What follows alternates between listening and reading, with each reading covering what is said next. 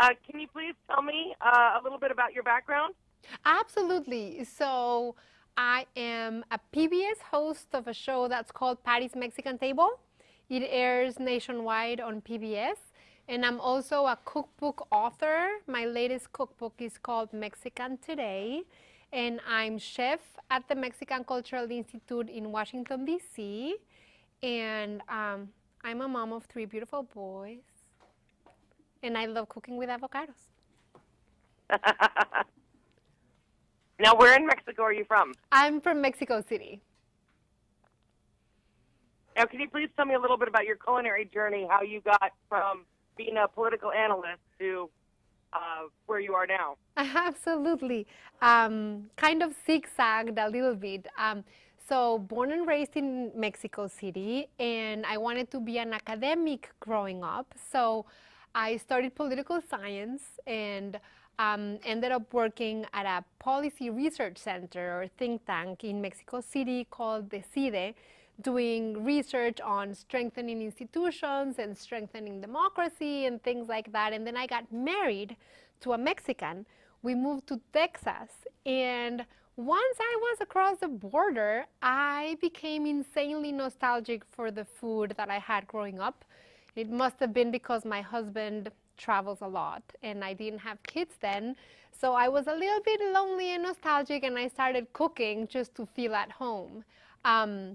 And then we moved to DC a few years later, did a master's on Latin American studies, worked at a think tank again. I was sort of trying to yank myself back to the policy analysis world, but at one point I just had a super early existential crisis and couldn't stop thinking about food, and decided to take a leap of faith and switch careers, went to cooking school, and here I am. Now, is there a favorite comfort food you like to make for your family? Tacos, I think. We absolutely love tacos anyway, crispy, fried, soft, carnitas al pastor, any possible way with a good salsa and a good guacamole. That's comfort food for us. Are there any seasonings or spices that people should have on hand to add some authentic Mexican flair into their dishes? Yes, absolutely. That's a great question. We love chipotles in adobo sauce. That is one condiment that I think has gone really popular outside of Mexico.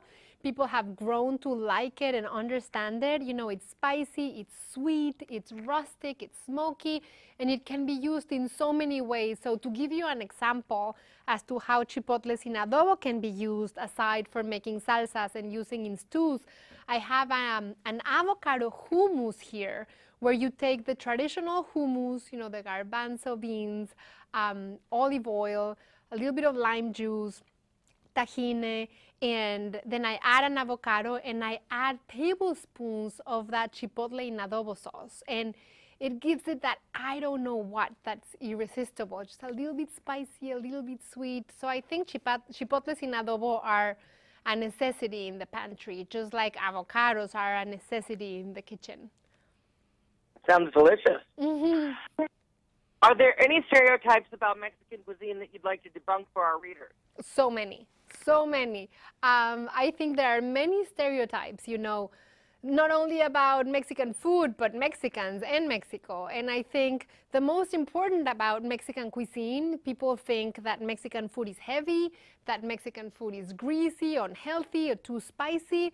And there's nothing farther from the truth. I mean, I focus on homemade, home-style Mexican food, and Mexican food is really nutritious and wholesome, and it uses a lot of fresh fruits and fresh vegetables. And there are a few dishes that, you know, became popular in the U.S., sort of fast foody things like the hard-shell taco or the enchiladas loaded with the yellow cheese, but that's not really Mexican. If you dig a little deeper, you find that Mexican food is really wholesome and nutritious.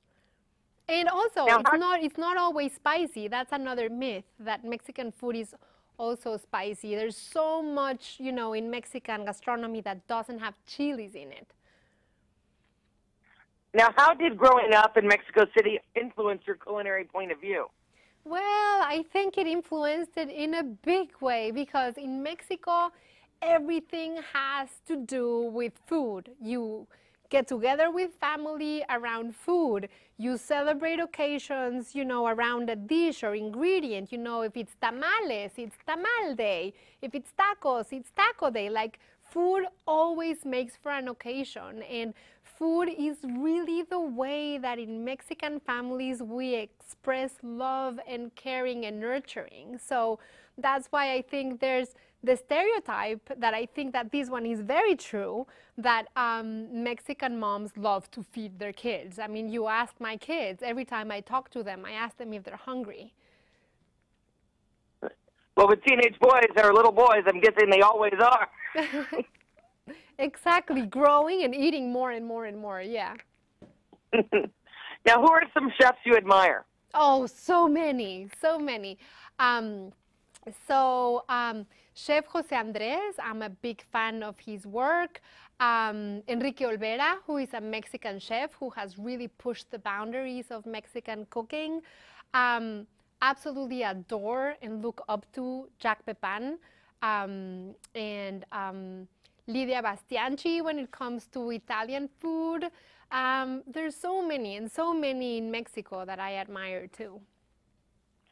What's your favorite episode of Pati's Mexican Table so far? Okay, that is a hard one. That is a hard one because I love every single episode. I think I've poured a little piece of my heart into every single one of those episodes. But maybe one that I am really fond of lately is one that's called Alan Goes to College, where I take my oldest son to the grocery store and teach him how to choose, a ripe avocado, how to use it, how to store it, and all the ingredients, because I don't want any son of mine to go to college without being able to fix himself up, something. And, it started sort of like a fun project, and by the end of filming that episode, it was just really meaningful and in real life, because everything that I do in the show is authentic and it's in my kitchen.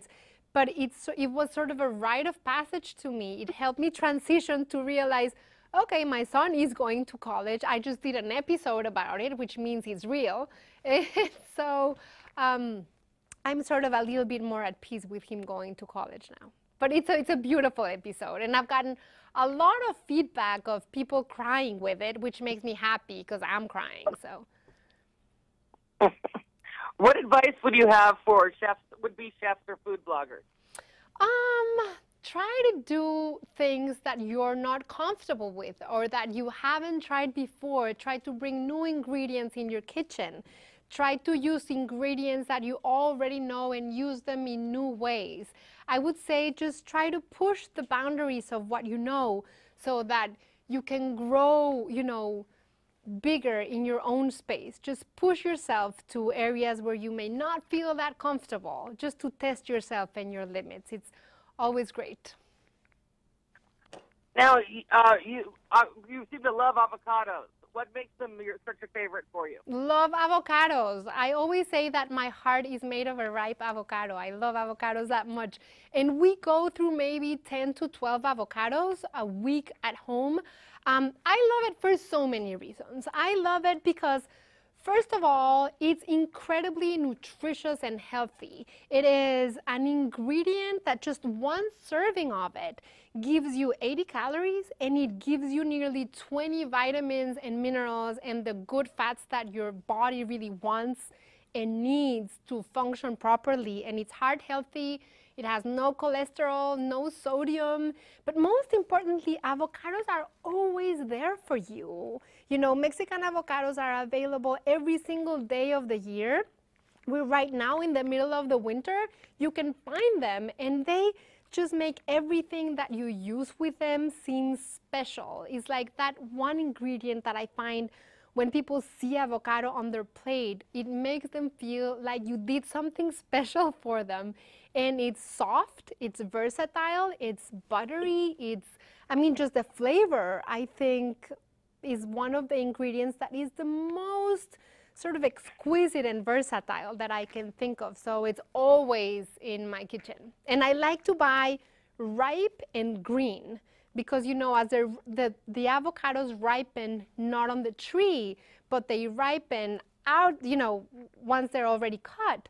So I buy some that are ripe and ready to use, and I buy some green ones so that as the week goes along, I don't have to go to the grocery store again. Sounds like a very helpful tip. Yeah. Chef Pat, is there anything you'd like to add for us? Yes, because I know the big game is coming and everybody's worried about what to make, how to make it. And my one advice is don't leave it for last minute. Make a lot of food, make food that you can make ahead of time. And there's tons of recipes and tips and ideas at avocadosfrommexico.com. And we're also going to have a Twitter party. And if it's not too late, join us on February 3rd. 7 p.m. Eastern Standard Time. It's going to be a super fun online chat. We're going to be sharing recipes, photos, tips.